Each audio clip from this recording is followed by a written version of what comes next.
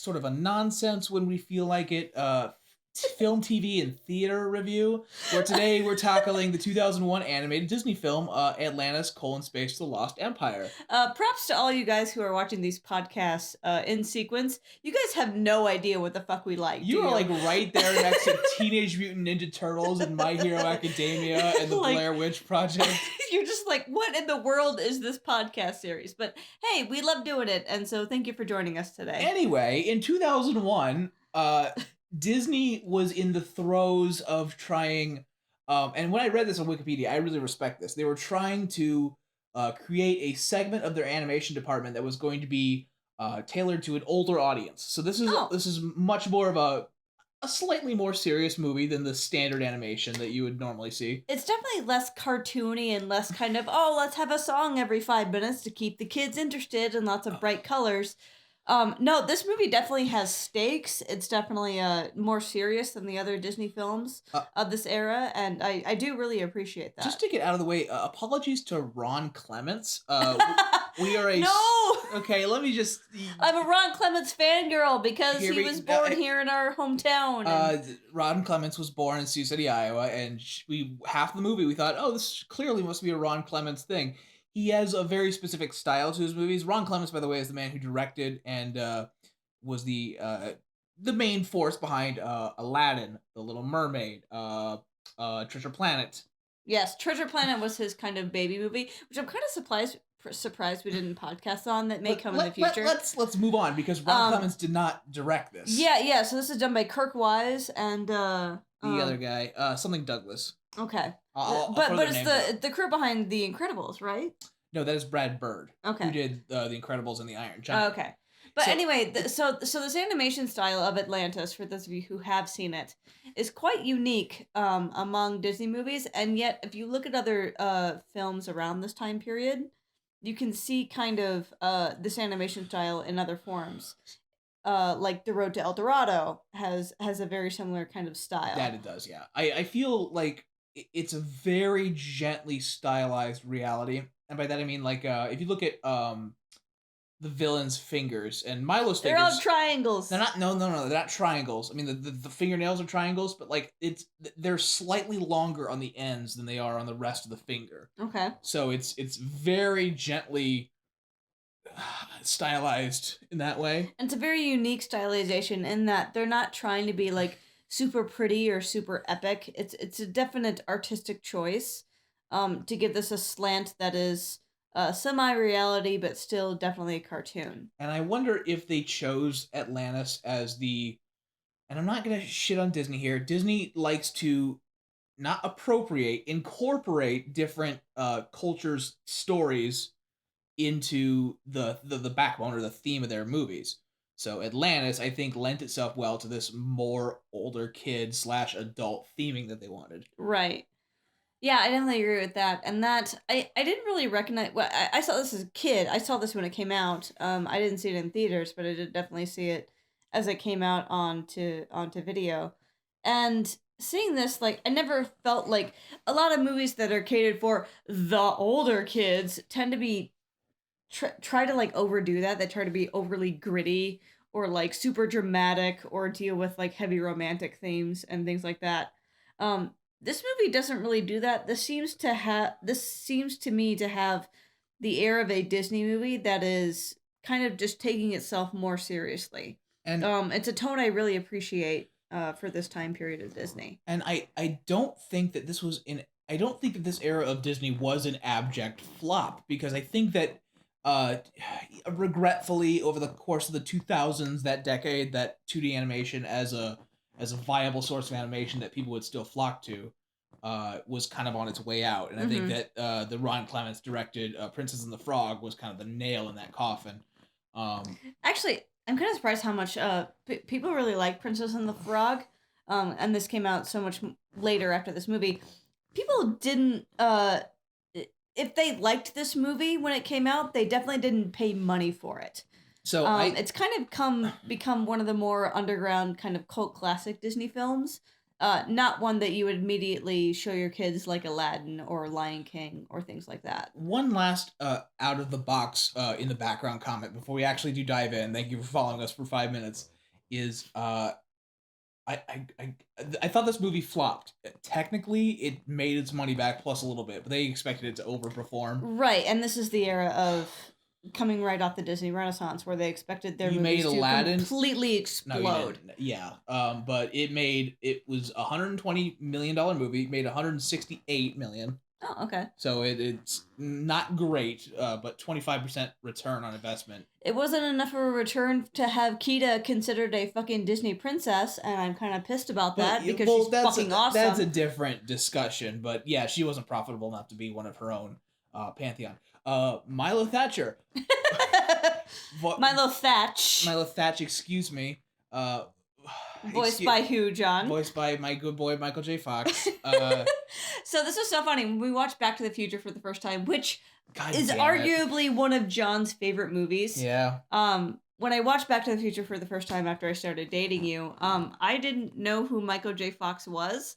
And I kept hearing his voice. I was like, who is that? Where do I recognize that from? I'm like, oh, that's Milo Thatch. I hate your stupid... Dude, I love you. I will love you until my grave. I hate your stupid fucking backwards recognition. Hey, you never saw The Lion King until you were 20. Okay, but I hate this, like, when we watch Jurassic Park, oh, it reminds me of the ride. Or like, here's Back to the Future. Oh, this little movie that grossed fucking $1 billion in the 1980s. Not here. Michael J. Fox plays... let's not stank here, please. No, we're not stanky. Michael J. Fox plays a very...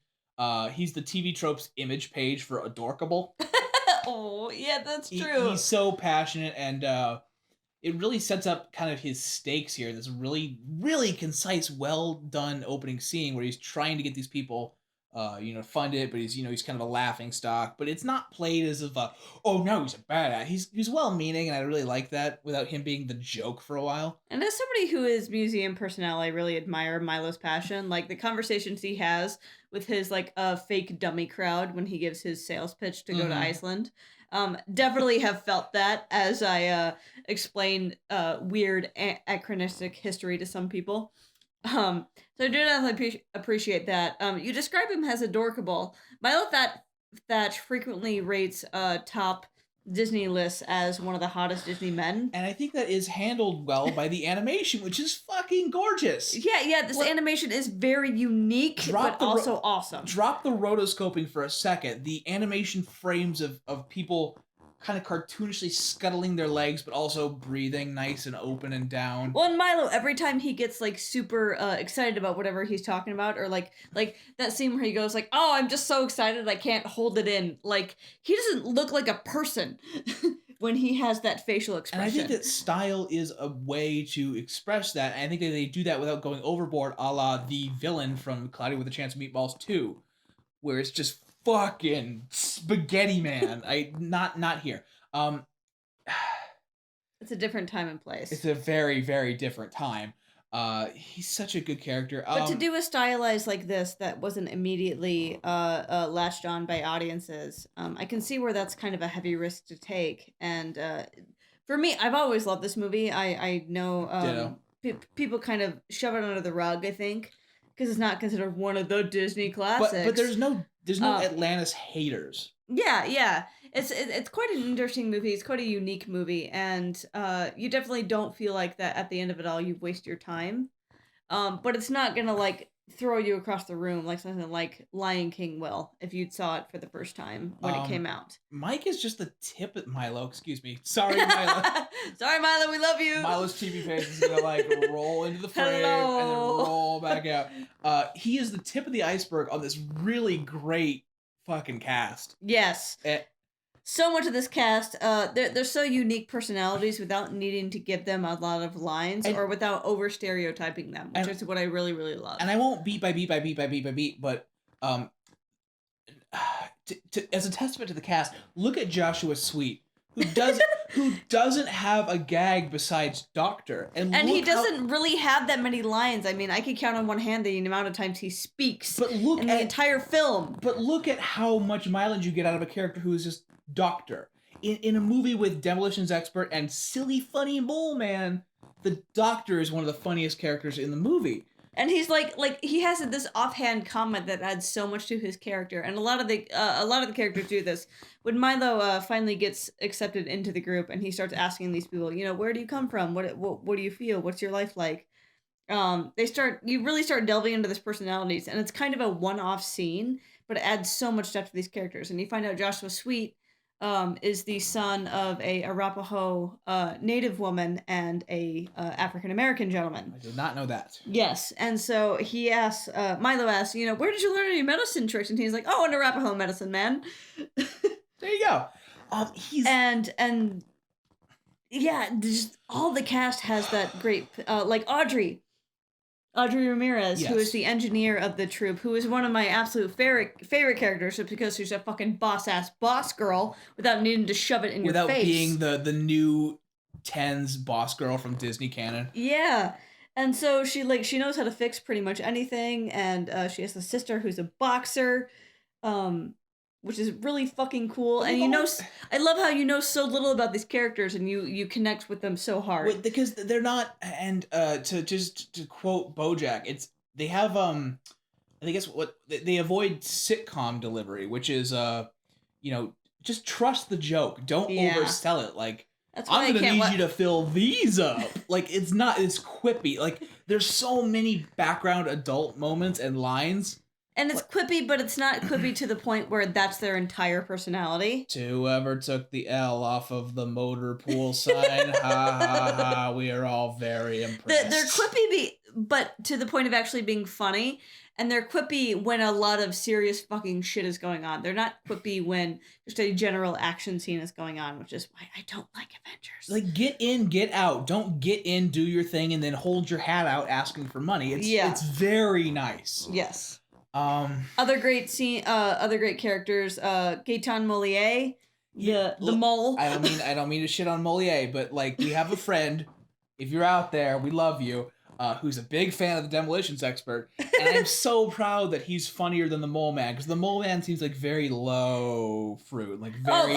Vinny is so funny, and Vinny is. Go ahead. Vinny is so funny because of that quippy thing we were saying earlier. His lines are absolutely 100% perfectly delivered every single time he talks on screen. And you can tell because this man, by the way, the cast, mostly no names. Names, but not like huge A stars. Yeah, not anybody who would go on to do anything super famous besides Michael J. Fox. Who's that again?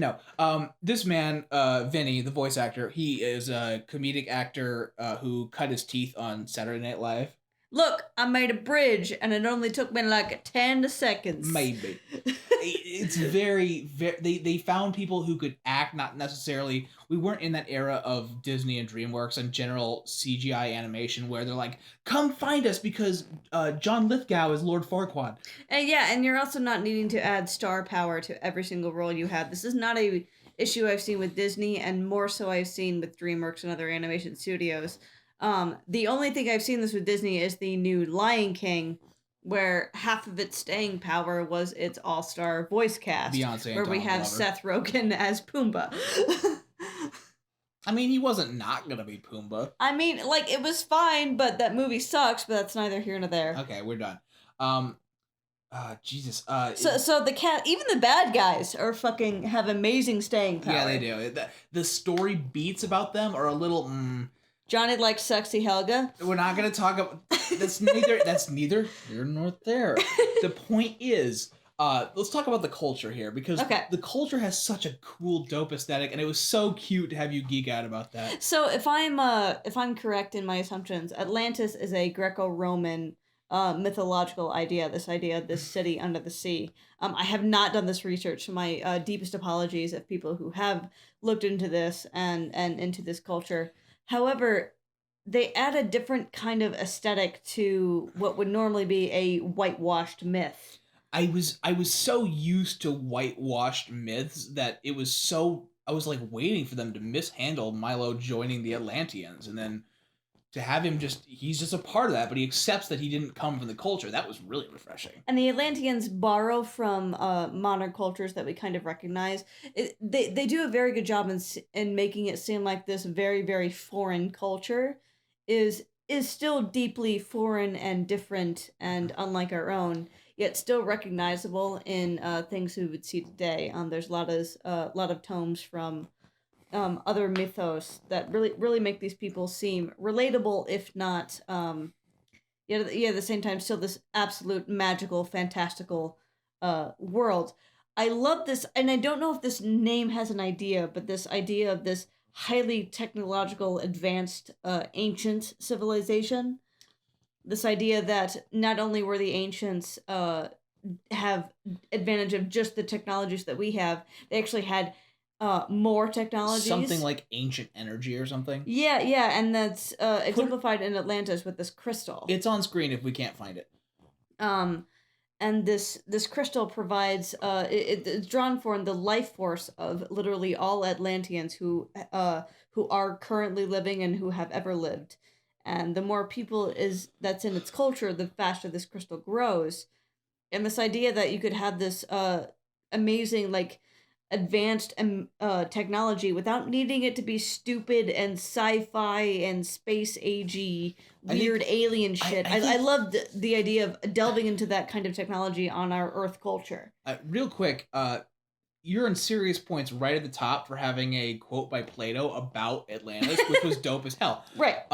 Yeah, any explanation about this? I did have to ask my wife, okay, let's go over where the energy came from, but it didn't feel out of place, like it was adding to anything. And it's not like, oh, it's super high-tech space aliens who came and left an egg that leave some of their alien kin here and they crossbreed with humans. No, I hate that sci-fi shit because it absolutely discredits humans and the cultures we have built throughout time here on Earth. I'm sorry. I'm salty about it. You know, you take a break. While I don't, some of the beats, oh, we're evil, we're not quite evil. A little bit of the good bad roulette wheel for a while was a little upsetting. This man, Mr. Lyle Tiberius Rourke. I can't believe you found his whole name. It's on the fucking Disney wiki. Anyway, he dies what may now be my favorite Disney death. It's fucking badass of all time. It eschews. I hope you're showing it on screen. It eschews logic, and I don't mean that in a bad way, but like Tarzan's villain's death, easy. It's a hanging by vine, accidental hanging. This man, he's got like fucking emotional religious energy coursing through his veins because Milo cut him, and he's becoming a crystal being full of energy that can still kind of attack you. He's not turning into a statue. He fucking falls and breaks in the rotor of the hot air balloon. You made a hot air balloon escape sequence fucking badass. How do you do that? Oh, it's just it's amazing. The whole risks they take with this movie are just awesome. I do kind of hate the fact that the main driving force behind the villain is, oh, I want all the money of the world, which is a major discredit to the film. But the rest of it more than makes up for it, in my opinion. I think that one of the strengths of the characters, and I am talking about this to give an excuse to show the print screen we just did, of that there's a really funny cut. Where right before we leave, they take a picture of them, and then it cuts to them in the same position, but filthy fucking rich. Yes. All in suits, and they still have the same demeanor. They hold themselves the same way. They're the same characters, which speaks so good to how well written, how well storyboarded their actions were. Right, but it's also not, their personality is not driven into your fucking face 100% of the time. Like Vinny is never like, I'm the Italian one. I like explosive things. We need to remind you of that every single scene. Pasta risotto. Explosive nitroglycerin. No. It's handled very well.